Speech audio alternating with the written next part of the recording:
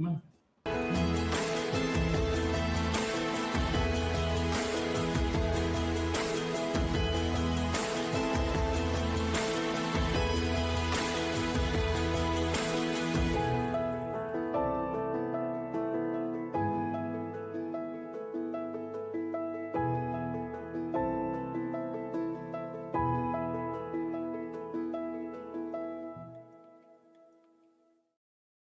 Welcome back to our library studio. I'm your host, Craig Wynn, and well, this is the south side of a Wookiee going north, quite literally. Oh, thank you for turning around there, Wook. We are going to return to a somber story. This is the lowest point that humanity would ever fall. It is the closest to the brink of our demise that we ever came. This is not just the moment where Dode, who is David, tripped and fell, coveting another man's wife, stealing her, likely raping her, and then killing her husband. It is the moment where he blamed God for his problems as opposed to taking responsibility himself, and more importantly, getting up from his tumble and showing that he could be trusted again. And as I have shared the narrative that Dode provides in his own words in the 51st Psalm, it's somber. I have been exceedingly critical, tremendously judgmental of the man that I respect more than any other, not for what he did here, but what he would ultimately accomplish on our behalf. And not only do I recognize that Dode lived some 48 years in the center of the arena, doing the job that heretofore no one has ever accomplished and seen to its completion, that of representing Yahweh to his people. And that after 48 years of doing really admirably in this regard, Dode fell. And it is likely that even before this episode that he began to deal with bouts of depression, recognizing that he really couldn't get it done, that it was too much, and that he'd been doing it too long and he was worn out.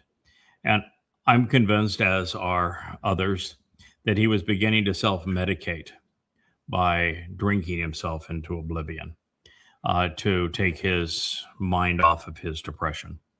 And it was through the depression and the alcohol speaking that he said what is now recorded in the 51st Psalm.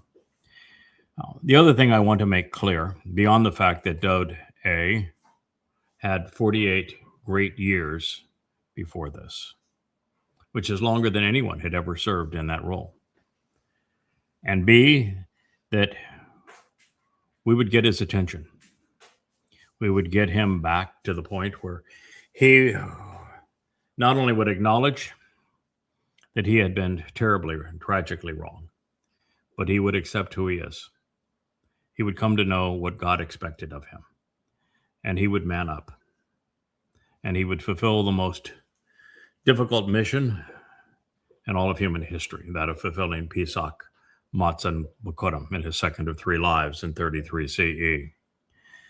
The other point I want to make is that when we hear Dode lashing out at Yahweh, when we hear him blaming God for his own failings and confusing all of this so badly as he did, what I want you to see, what God wants you to see, is Israel. At this point, Dode was symbolic of what Israel had become during the Exodus and has remained. He was Israel. This is Israel. And the point that God wants to make is that with Dode representing how far Israel had fallen, that just as there was promise of a better tomorrow for Dowd, and that he would return to Yahweh and return to his mission and complete it. Such is also the case with Yisrael. Some of you, a mortal remnant of you in the end, will do so.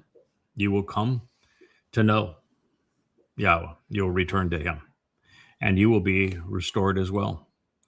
And as it turns out, it's interesting to note that the man who was responsible for restoring Dowd's relationship with Yahweh is also the man who will restore the remnant of Israel's relationship with God. And so it makes all of this poetic in a way. As I shared in our last program, when Dowd chose bara in this next sentence, he was way out of line. Bara is a word in Hebrew that speaks of create from the sense of doing something that has never been done before. It's starting fresh. It's creating something that has never existed. And so this is what Dowd said. You must choose to create, bara. It's imperative that you decide to fashion and form that which has never existed before.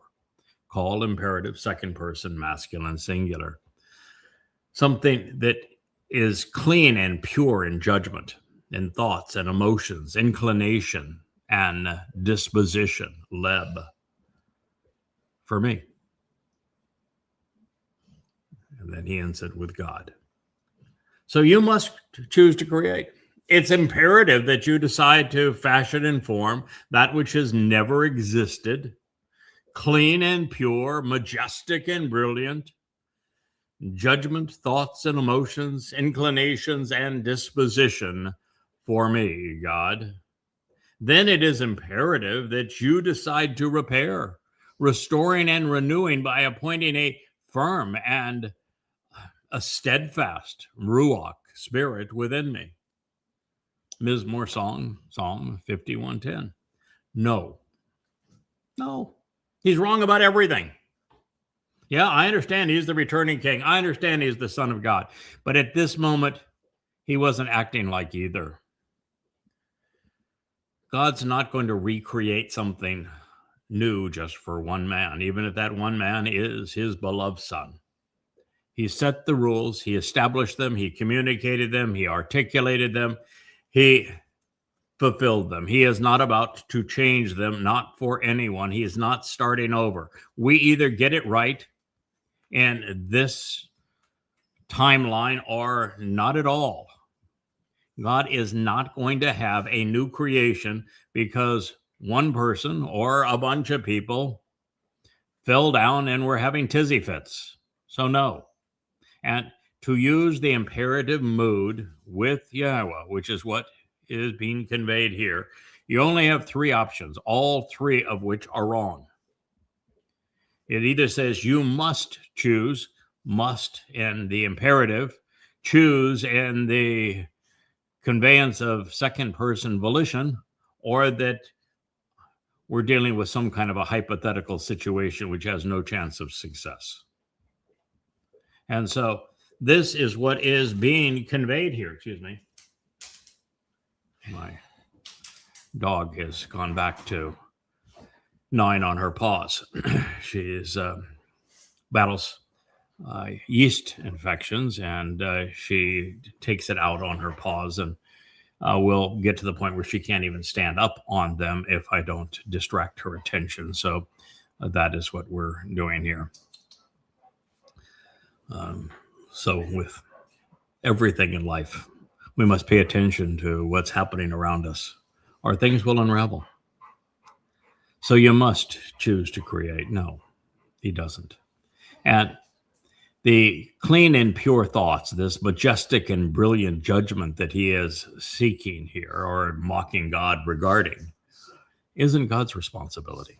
He gave us a nephesh, a conscience, an asama conscience, and a nephesh consciousness, so that we could observe the world around us and make prudent decisions. He gave us the text of his Torah and his prophets so that we could study them and make sound decisions.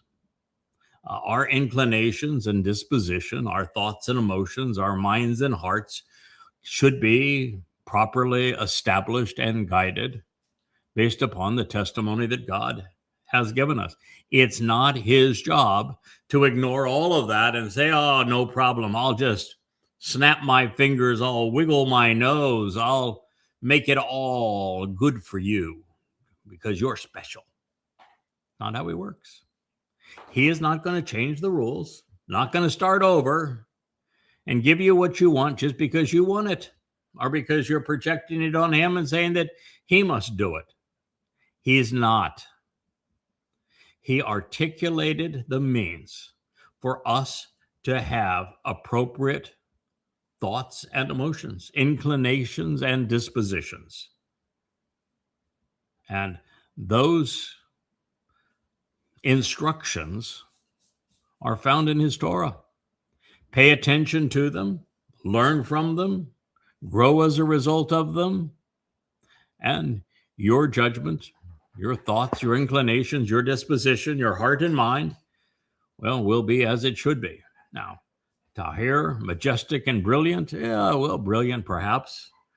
Clean and pure, nah, let's just say the right term would have been right. That if you get your act together and you pay attention to what God has shared with you, then your judgment will be right. So it is Sadak that he should have written, not Tahar. And he never should have written Bara, and he should not have projected this on God. He should have said, I will redouble my efforts to study, to shamar, to closely examine and carefully consider your Torah instructions. So as a result, my judgment, thoughts, emotions, and inclinations will be Sadak, right. Take responsibility. Then it is imperative that you decide to repair, restoring, and renewing by appointing a firm and stable Ruach spirit. Good grief, man. You have completely lost it. Wow.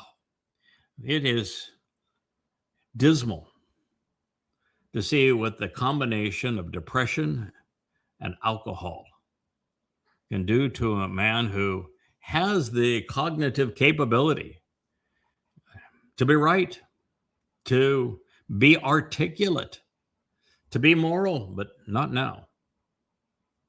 He is telling God that he is busted because God's Ruach spirit was defective. That's what he's saying. He was given the Ruach spirit of Yahweh when he was 8 years old, never departed from him, not in this life, not in the next two, always supporting him. The Ruach spirit doesn't flinch. The Ruach spirit doesn't go AWOL. The Ruach spirit does not need to be restored or renewed. She's quite fine on her own. It is not God's job to repair, restore, or renew the Ruach. Not within Dode, not within me as the choder, not within anyone to whom he has afforded the benefits of his Ruach. But let's also be clear. As the choder, that's a prophecy you can study in Yeshayahu, Isaiah 11. I have been given the seven spirits of Yahweh. They are the spirit of Yahweh himself, the Ruach of Yahweh himself, the Ruach of Chakma, of wisdom, of intelligent thought, of providing rational insights, of being, of making reasonable, logical conclusions based upon the evidence by making connections between things. Bina. The spirit of Etzah, which is the tree of comprehensive analysis and counsel. The spirit of Gabry'el. The spirit of Gabry'el is that of boldness and of courage and of steadfastness and firmness and ferocity and complete and total confidence, such that remain unwavering. The spirit of Diath, which is the other half of al-aqsa, and that is the tree of knowledge. And the ruach, the spirit of yara, of respect and reverence for everything Yahweh and his name represent. And having those 7 spirits, I still have free will. If I go out and decide, that was a tough day, I think I'm going to have a 2 margarita lunch such that I'm messed up for the rest of the day and can't think straight and just want to go take a nap, that's on me, not on the ruach. If I shirk my responsibility and take a day off from this job and just lounge around like I don't really care, that's on me, not the ruach. The ruach is there, ready, able, willing, but only to help the able, ready, and willing. Dowd wasn't. The ruach wasn't broken. He was. The ruach do not usurp our free will. They do not control us. And now, mind you, when I'm speaking of this, there aren't 100 people throughout time that have had Yahweh's ruach within them. And there's only one that have had the 7 ruach of Yahweh. So this isn't this is a unique situation when he's speaking to the ruach, but he knew that Yahweh gave him the ruach, was never going to remove the ruach, and he's just simply shifting blame, and he's wrong. Now, thinking properly, as I've shared, it's our responsibility. It's not God's. Yahweh conveyed the means to this result, and the rest is up to us. This all gets back really to the prime directive. You know what that is? We were conceived to be observant, responsive, and reliable. It's the only way God's going to empower us to the degree that we are able to shed our physical bodies and have our souls encapsulated in light energy and be able to explore the universe with God and rise through the dimensions and time. So the covenant is a relationship in this regard. Once we demonstrate that we are observant, responsive, and reliable, it is not an entitlement. Our judgment, our every thought and emotion, can be properly guided by Yahweh's Torah teaching. But alas, both Yahweh and the Torah were conspicuously missing from Dowd's diatribe. He never mentioned Torah. He never mentioned Yahweh's name. He never mentioned the Bereth covenant. Yeah, this diatribe of Dowd's was missing some really key ingredients. And the very fact that it didn't mention Yahweh's name, it made Dowd ever more like, guess who? Israel, that has erased it, forgotten it. Now, as a result, the king was, confused, whether it be the depression, whether it be the wine, whether it just be he was having a rough time of it. There was nothing wrong with the Ruach spirit. The Ruach Yahweh had placed upon Dowd during his anointing at 8 years of age did not need to be repaired. The spirit would remain steadfast. She does her thing. We are grateful when we have her counsel and support. However, the Ruach, spirit of Yahweh, is not a dictator. There is no usurping of free will. She is a guide, a contributor, a resource, and can be an inspiration. But to enjoy these benefits of her counsel, one has to be attuned to her nature and to her purpose. So, in this assessment, Dowd was casting aspirations on the Ruach, claiming that she was faulty, indeed, the cause of his impropriety, as if the Ruach thought that Bathsheba was pretty, and that the Ruach said, man, to have a little piece of that, I'll go kill somebody. No, not in a billion, trillion, gazillion years. The Ruach did not need to be repaired. There was no reason to purge her or to replace her. That would have been counterproductive. The Ruach of Yahweh is magnificent. It's one of the greatest gifts anybody could ever have. I say one of the Ruach is magnificent. I mean, it's more valuable than all of the gold and jewels on the planet. But Yahweh is a greater gift too, still. His Torah is a marvelous gift. The covenant is a marvelous gift. The Miqra'ey are marvelous gifts. The Torah is all part of that. So it wasn't the spirit who lacked resolve, it was Dowd. So let's face reality. As I said, the king was wrong. He had shirked his responsibility by sending Yisrael out to ravage a foe while he languished in bed. He wanted his servants to brutalize and plunder a city filled with non-combatants. He was sleeping during the day and carousing at night. He was abusing alcohol, and he had become a voyeur. He acted lustfully even when he knew better. He had gathered the facts regarding Bathsheba, and he deliberately, knowingly, and selfishly pursued what he knew to be wrong. He abducted a married woman from her home and immediately had sex with her. He tried to conceal his malfeasance with an elaborate scheme, only to disrespect the decisions of a good man and make a spectacle of ongoing debauchery. Then he plotted to assassinate the man who he had insincerely wined and dined just the previous night, writing a deplorable letter that he made him carry. And if becoming a lousy king, husband, father, and son were not enough, he turned on God and started blaming Yahweh for the Ruach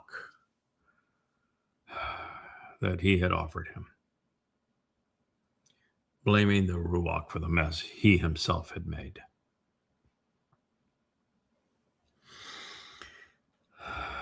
After besmirching God and the Spirit, the king begged, "You should not throw me away. You should not cast me aside like this. You should not fling me out or hurl me down from your presence. And your Ruach Kodesh, your set-apart spirit, you're never going to take from me. You will not actually grasp hold, obtain, or collect the spirit from me." Well, he was right on both accounts. But to taunt God with this, he was wrong. Yeah, it's true. God was not going to throw Dowd away. Although they were not in one another's presence at this time. And the set-apart spirit, the Ruach Kodesh, he was never going to take from Dowd, although she was doing him no good at this moment. They were also on the outs. But let's be clear. It was not Yahweh who had discarded Dowd, but the son who had rejected his father. As for the Ruach, God had clearly stated 48 years prior to this day that the spirit would never depart. There was no reason to taunt God over what he had promised. Once again, confronted by an awkward use of the imperative mode, we do not know if Dowd was being demanding or projecting what he wanted unto God, but this time there is a difference because the imperative was combined with the cohortative, making this a merging of wills. But alas, while that may have been a step in the right directions under the right circumstances, it wasn't Yahweh who needed saving. Listen to this. It's written in the imperative and the cohortative. Hypothetically, by mandate or by choice, by your will or mine, it's emphatic that you return to me. For all the jubilation of your Yesha deliverance, your rescue, liberation, and salvation. And with a dignified and honorable, willing and acceptable spirit, choose to support and uphold me. Ms. Moore, Psalm 51:12.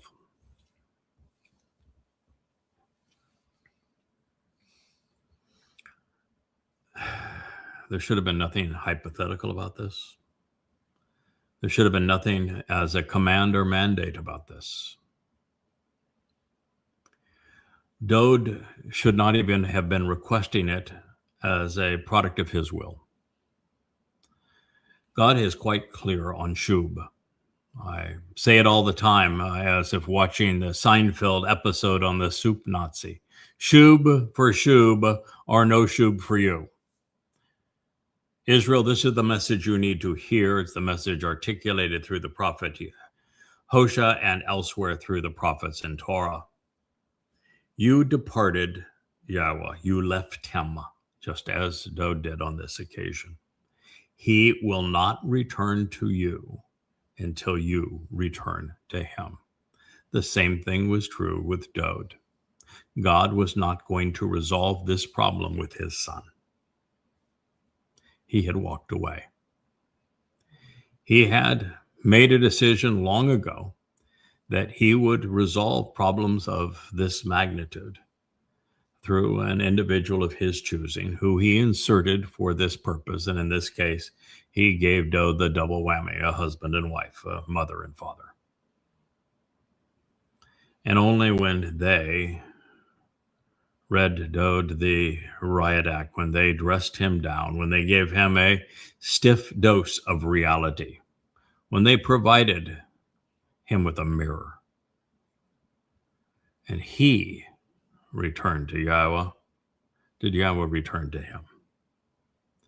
Yes, Dowd is also mocking Yahweh here and saying that the reason you have to return, God, no matter how bad he has been, he says, ha, ha, ha, you may be having a tizzy fit and blaming me for being a bad boy, but based upon your own testimony, there is no Yesha, salvation. There is no deliverance. There's no rescue. There's no liberation for Israel, for Dowd, for humankind without this relationship being resolved. Unless Yahweh can return to Dowd, there is no rejoicing. There is no salvation. There is no hope for humanity. He had that part right. But what he had wrong is mandating God's return.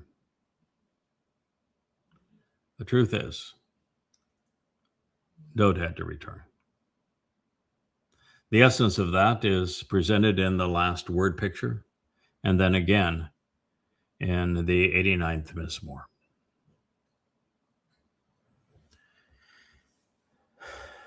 Tough to read, isn't it? Tough to hear. And with a dignified, honorable, willing, and accepting spirit, choose to support and uphold me. He is again blaming the Ruach. Yeah.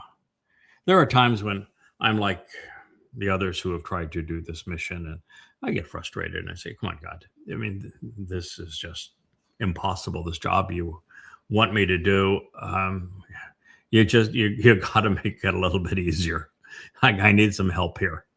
And And, he doesn't have any frustration with that because he knows it's hard. He knows it's darn near impossible. He knows his people are idiots and jerks and malcontents and irascible. And he knows that the goyim who hate them are even worse. He knows that no one who has been designated to speak for him has ever been accepted. And they have all been crushed, particularly by the religious, but also by the political. So God knows it's a exceedingly difficult job, and doesn't even mind when we say this job, God, is impossible. I mean, I'm going to keep on doing it because that's what you expect, and I appreciate your support, and we'll get her done. But oh my, does it really have to be this difficult? And the answer is yes, it does. And the answer is yes, we're going to get it done. And the answer is yes, that the spirit will remain dignified and honorable, willing.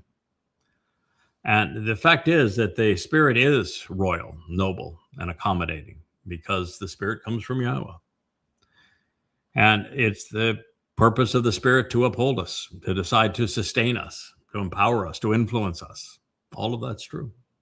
It just isn't true with the attitude from which that Dowd delivered it. That's Psalm 51:12. So this was another twisted half-truth. Once Dowd regained composure and his conscience was restored and redirected, he would shub. He would return to Yahweh, making it possible for God to return to him. With our Father, it is shub for shub, or there is no shub for you. Keep that in mind, Israel. Also, once together, their collaboration would liberate us from our guilt, resulting in a celebration of salvation. And while Yahweh is rejoicing that eventually we're going to get this right and we are ultimately all beneficiaries, there was no laughing matter at the moment. So it's true. Also, that God has more than one Ruach. Now, he could have substituted the Ruach inside of Dowd. He didn't, but he could have. And it is possible for a Malach spiritual being, not a Ruach, but certainly for a Malach spiritual being to be dishonorable. Look at Hasatan. But that was not the problem here. The Ruach spirit given to Dowd by Yahweh was and will forever be dignified and noble. Coming from God, she is also royal. However, one should never ask Yahweh to do something that he is overtly committed to providing. By doing so, a person is either revealing that they haven't bothered to read or consider what God has previously stated, or that they don't trust him to honor his commitment. Either way, it's disrespectful. And speaking of disrespectful, Dowd has returned to taunting the Almighty, although I don't think he's ever refrained from that in this whole diatribe, which is what makes him so symbolic of Yisrael at this moment. He is not only saying that he will be inclined to act if God gives him what he wants, but that the result will reflect the very mess that he has already made. Oh, that's quite a thought, isn't it? Dowd is telling God, I will do what you want if you give me what I want. But understand that if I give you what you want, it's going to be no different than this mess. And that is to suggest, as bad as Dowd had become, that the rest of Yisrael would be no better forever.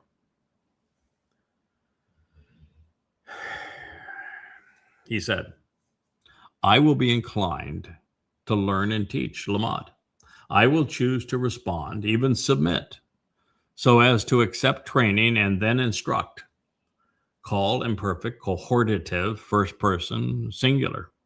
It means inclined, choose, accept is all a product of the cohortative. It is an expression of first person volition. It has to be included in the statement. Therefore, I will be inclined to learn and teach. the pisha, the rebellious and revolting, the offensive and the defiant, the indignant and criminal, the disloyal and insubordinate, your ways, your approach. Then chata'im, the wicked and the immoral, the misleading and misled, the culpable and blameworthy, even the fallacious, chata'ane, the erroneous and faulty, they will return to you. Oh, yikes.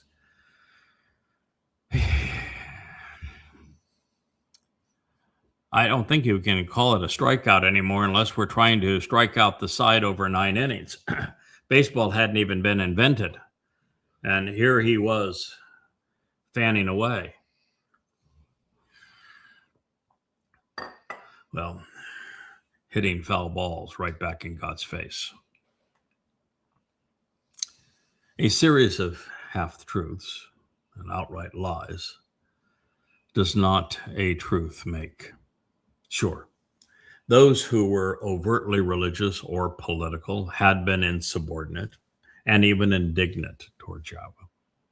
It's the nature of Israel. It's the history of Israel. And the Goyim are worse. Religion in particular is revolting. It's offensive.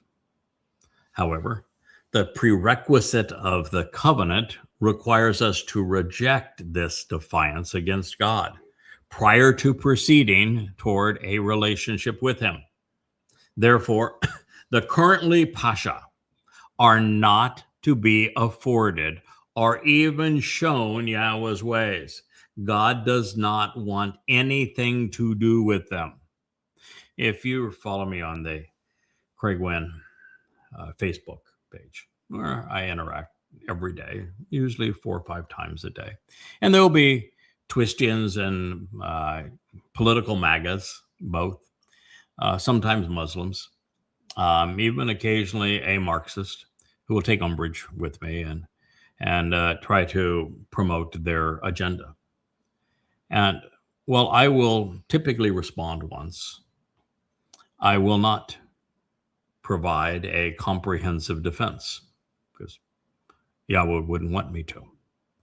The fact is that I can tell them if they want to know the truth, which they don't, they can find it at Yada Yahweh. Go to yadayah.com. There's 35 books on that website, hundreds and hundreds of blogs like this one, many, many other insights and tools. By the way, we now have the translation presented in a glorious way. It's much more interactive and capable, presenting every iteration of every verse that I've ever translated by book and number, chronological order, with the ability to click the words themselves and going to definitions of the words, or click the reference and go directly to the flip book in which it is presented in context. It is a marvelous tool. I know it was finished a couple of days ago, and I don't know if it's been made live on the Yada Yahweh site, but it will be there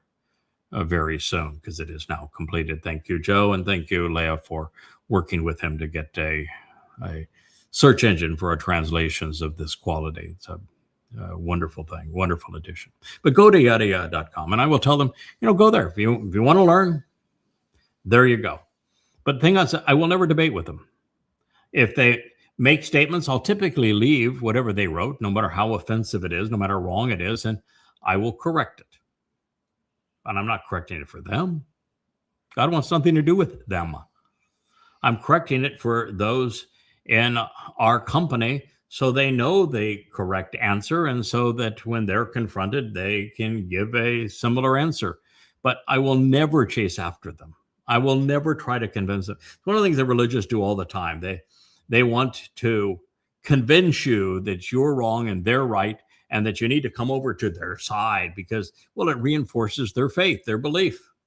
God has no interest in that. He has his testimony. It does not change. You present what he has said, you stick with it, you reinforce it, you don't waver from it, and you never invite somebody who is pesha or chata'im, misleading or fallacious, who is wrong about God, you do not invite them into God's company. In fact, they are not welcome in God's company. And as a matter of fact, what he's saying isn't even possible. They cannot enter God's company. And that's similarly true with chata'im, misleading and fallacious. They are despised by God. They are expressly excluded from his presence.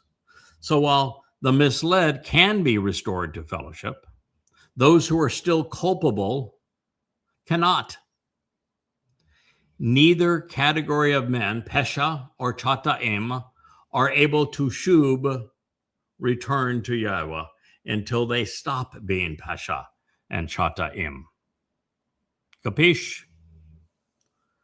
But that wasn't the point Dowd is attempting to convey. He is continuing to blame Yahweh. He's saying that even if he returns to duty, even if he considers being part of this mission again, it will result in more of the same. Unable to see past his nose to Uriah, the light of Yah, who was a very good man, or foresee others arising over time who would be right. The king is continuing to be defeatist. He's saying, I'm bad, they're bad, and your approach isn't going to make me or them any better. It's pretty defeatist, isn't it? This time, with the imperative mood devoid of the cohortative, we find either the possibility of being plucked clean or the demand to be stripped now of killing and blood guilt as we move on. But that wouldn't be possible prior to the fulfillment of Passover and unyeasted bread, both of which were a major restoration and of his attitude and a full millennia away. By possibility, command, or choice. Decide and determine to spare me, snatching me away. That's Elani. It is imperative that the slight chance exists and is chosen for you to strip me, saving me by plucking me away. Hiphil, imperative, second person, masculine, singular, from blood, from death, from killing and blood guilt, mindam, from bloodletting. God of my deliverance and victory. Then my tongue will shout, crying out your righteousness and justice. Mizmor song, Psalm 51:14. Not getting any better, is it? Yahweh was already on record stating that the consequence of Dowd's extinguishing the light of Yah, Uriah, would be a long litany of death and destruction for Israel. Neither Dowd nor Israel would be putting down the sword anytime soon. There would be lots of bloodletting, much of it Israeli.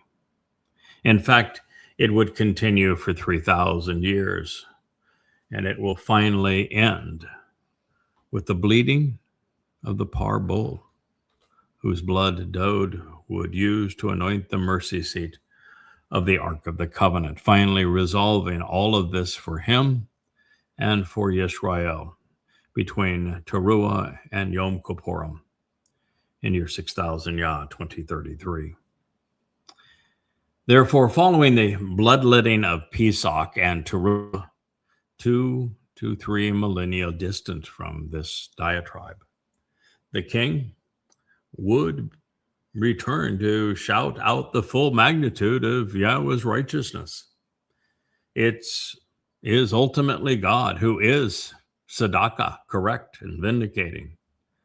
So in this, the king was right, even if his attitude was wrong. However, once again, what follows is another partial truth, the worst kind.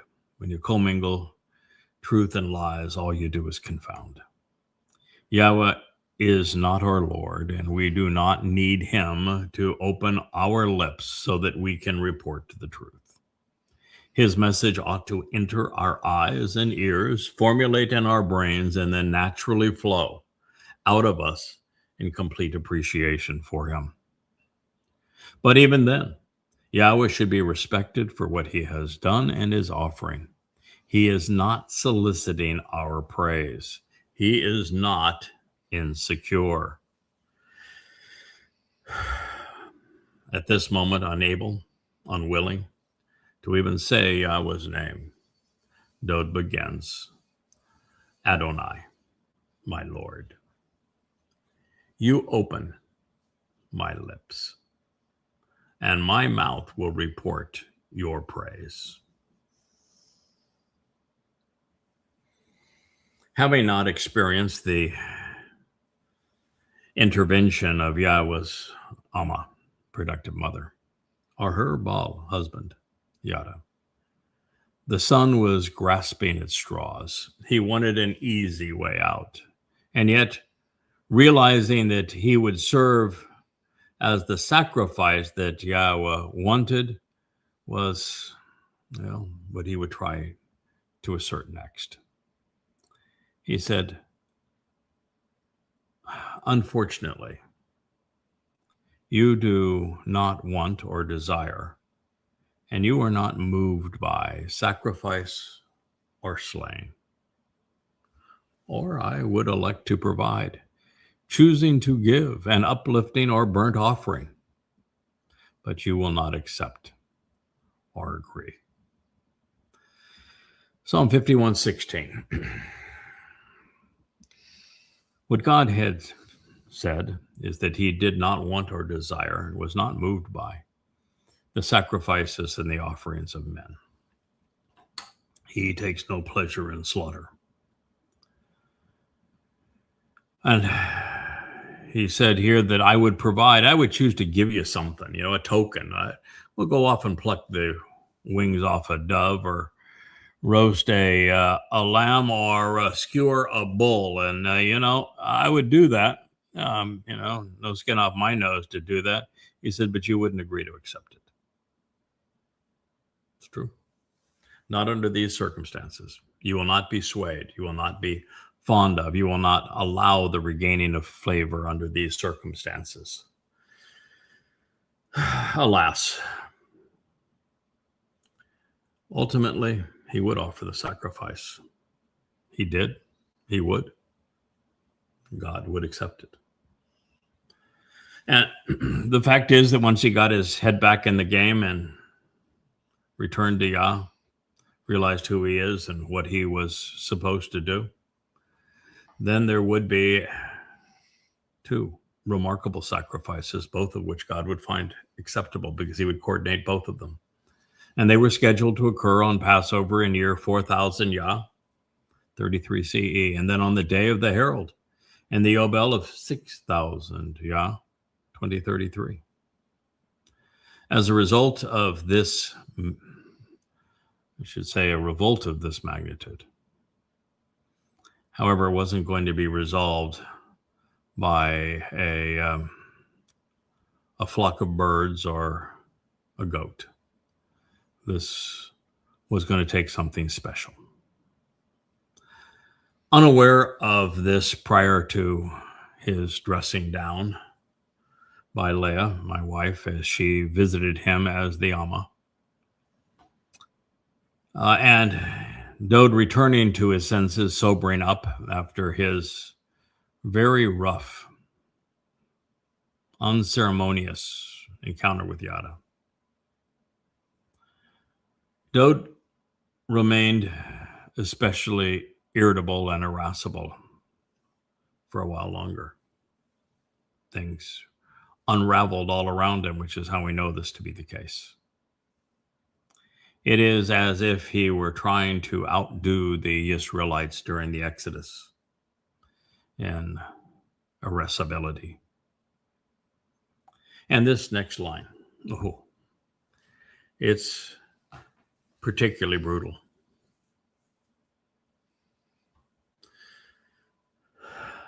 The sacrifices of God are a broken and destroyed, a shattered and crushed spirit,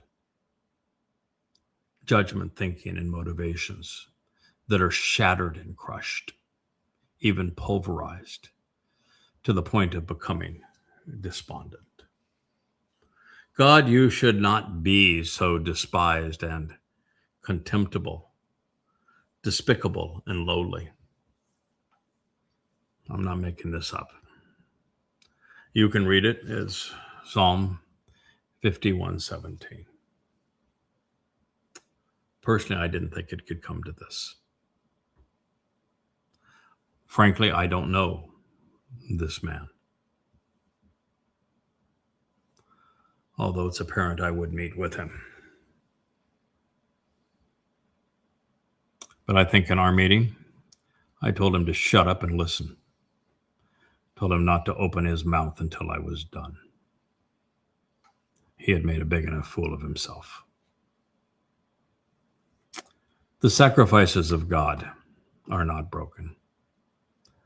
They're not destructive. They're not shattering or crushing. They're all presented as Olah. It's from Allah. It means uplifting. They are exactly the opposite. Yahweh never crushes the Ruach. Ruach is dispatched from him. If Dode were being rational, he would have complained about having a crushed nefesh soul. That would have been his. The Ruach was not his. It was loaned to him. And none of this was the Ruach's fault. And the sacrifices of God are uplifting. Now, I will tell you that if you're going to be one of the three people that is offering a sacrifice, the ram, the bull, and the goat, Dode, Yada, and Elia, you're going to have your body broken and destroyed, shattered and crushed. That's the way the sacrifice goes. But it's your body. You don't care. Your soul's fine. That's why distinguishing nefesh here would have been important. And the Ruach protects the nefesh soul during the process so that the sacrifice of the body is done in such a way that the soul is not bruised or mauled or smashed in the process. Dode would have a lot to learn. And God has no interest in shattering or crushing, breaking the judgment, thinking, and motivations of anyone. He is trying to hone them. He's trying to develop them. He's trying to encourage this. And he says so throughout his testimony.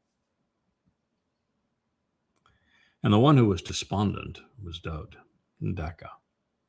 Daka is a term also that's used in connection with the Adama Parah. His body will be Daka, pained and collapsed, wounded and crumpled, pulverized to the point of being virtually destroyed.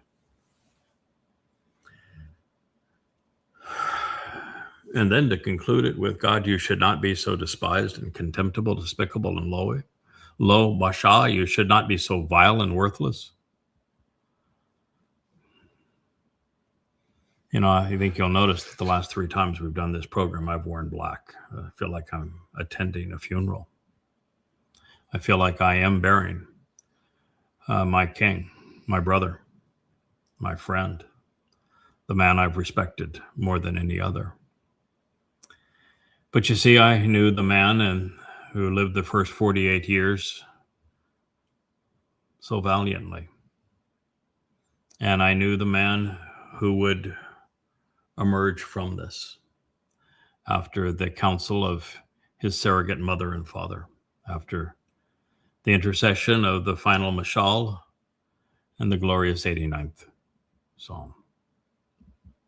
And we will return to that man shortly. We will celebrate that man because he exists. But right now, you wouldn't know it. So whether it was the alcohol, depression, or just an embittered soul looking for love in all the wrong places while showing an abject disregard for God and for life, I mean, he's quasi-suicidal at this point. Even a modicum of responsibility. Had he had it, he wouldn't have done this. This is reprehensible. It's inexcusable. I'm disappointed to have translated it, and I'm even more upset to have to share it with you. Daud at the moment was a broken man. He is political Israel. He is religious Israel. 3,000 years ago,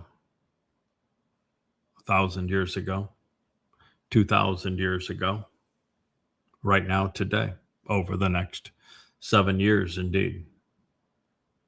Broken.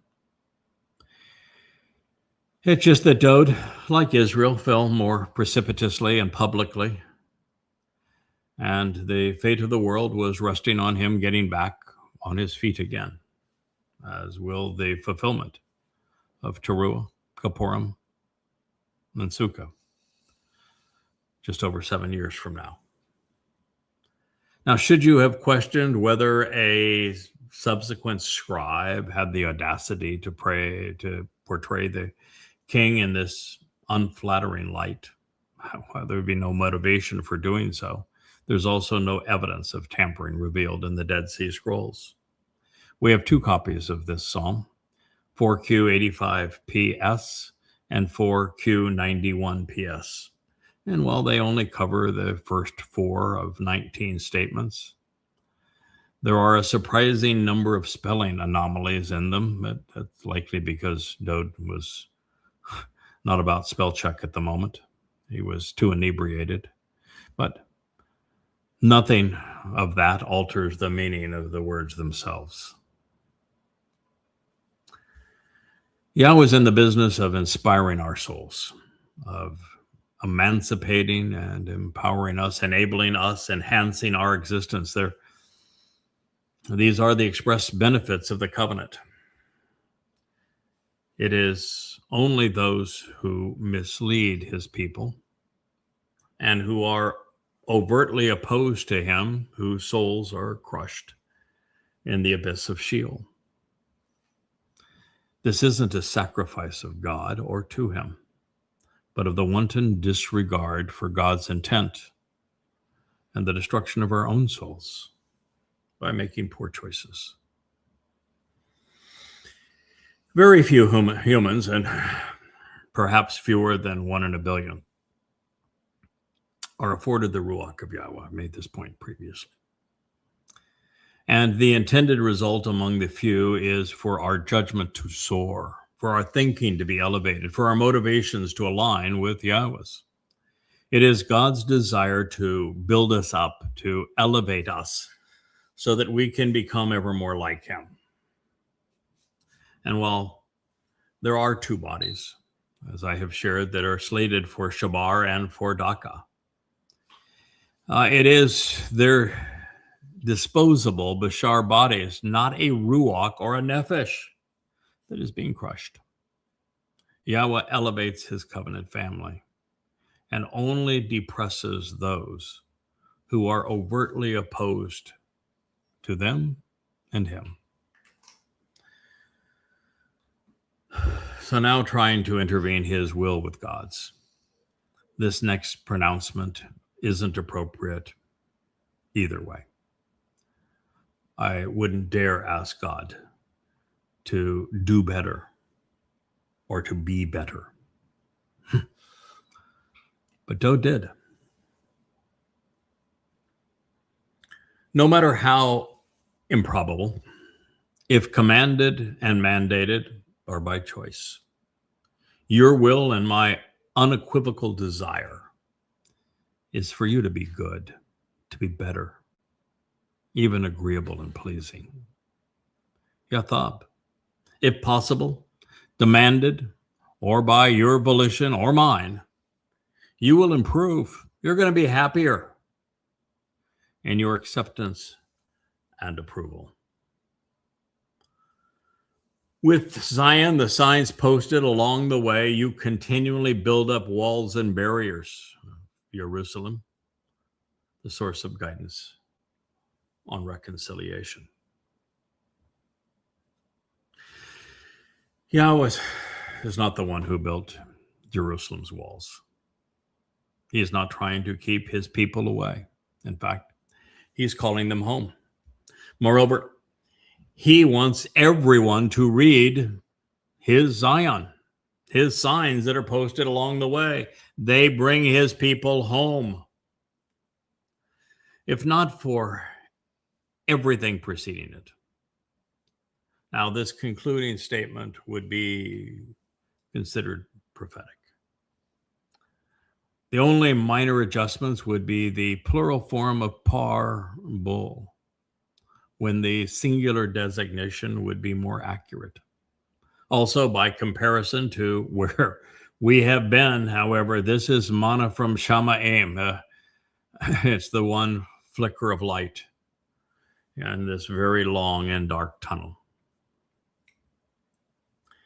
At that time, you will want proper and vindicating sacrifices, a burnt and elevated offering, which is entirely finished and wholly completed.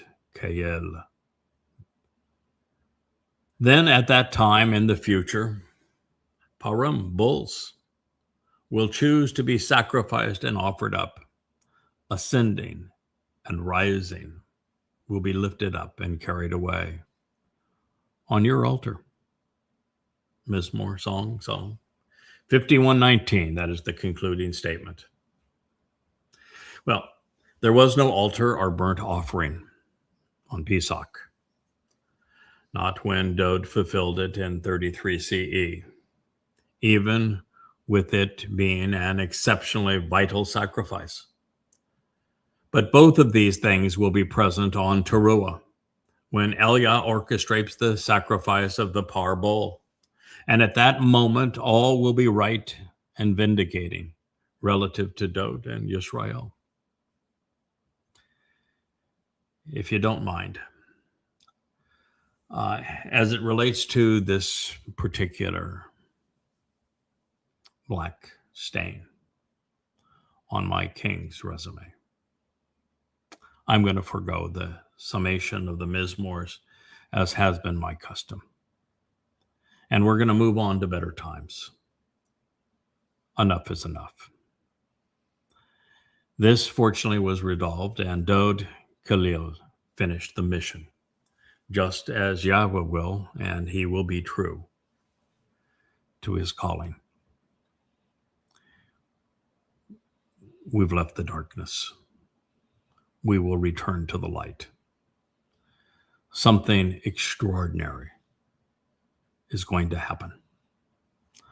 And as we begin our family hour tomorrow on this material, we're going to delve into the glorious result of the intervention. We've already shared the 31st proverb, the last mashal.